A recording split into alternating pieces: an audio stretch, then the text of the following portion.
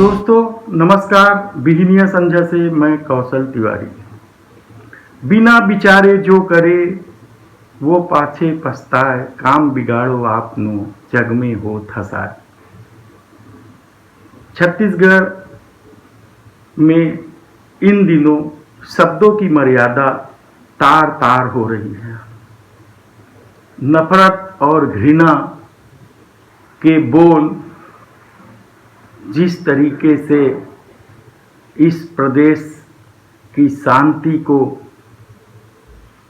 बर्बाद करने में लगाया जा रहा है, वह छत्तीसगढ़ के मुख्यमंत्री भूपेश बघेल के लिए सबसे बड़ी चुनौती है। कहते हैं धनुष से निकला बाण और जुबान से निकले शब्द लौटकर वापस नहीं आते। तब डी पुरेंदेश्वरी भाजपा के प्रभारी को लेकर यदि कांग्रेस हमलावर है तो मुख्यमंत्री भूपेश बघेल के पिता नंद कुमार बघेल के बोल भी कम आपत्तिजनक नहीं है, बल्कि कहा जाए तो यह एक ऐसी सोच को जन्म देता है जो पूरे समाज को, पूरे एक वर्ग विशेष को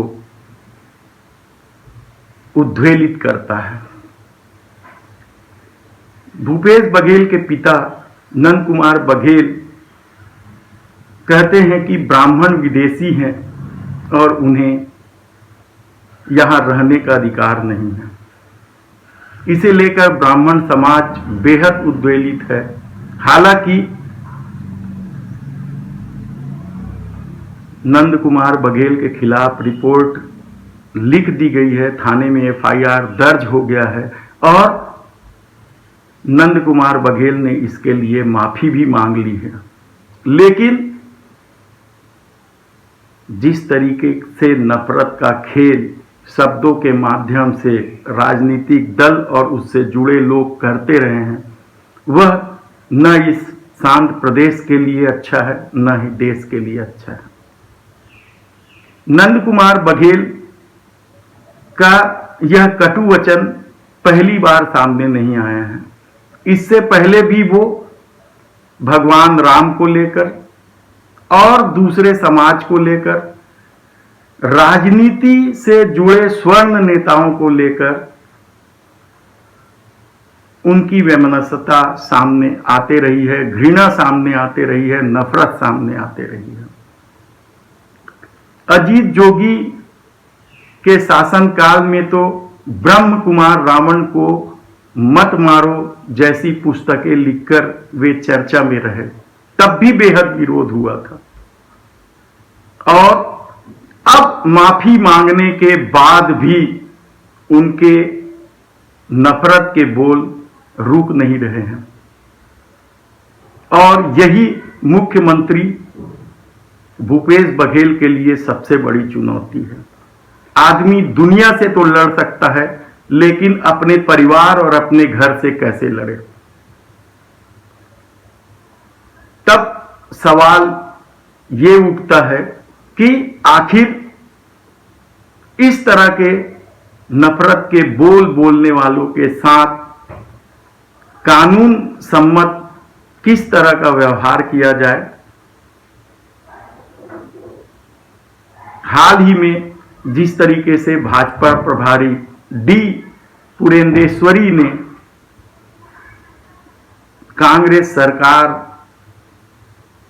को थूक में बहा देने का बयान दिया था, वह भी कम नफरत फैलाने वाला, घृणास्पद नहीं था।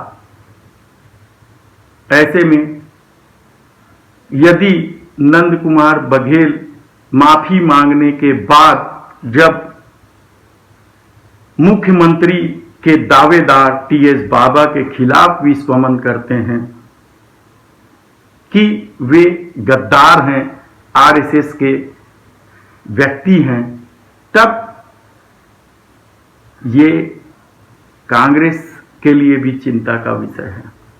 टीएस बाबा के आक्रोश को बढ़ाने वाला है। उनके समर्थकों के आक्रोश को बढ़ाने वाला है। क्या इस तरह के बयानबाजी करने वालों पर रोक लगाने का क्या उपाय है? आप नंद कुमार बघेल ने जो बाबा के बारे में कहा वो आरएसएस के द्वारा ये संचालित हो रहा है और वो राहुल गांधी को गुमराह कर रहे हैं।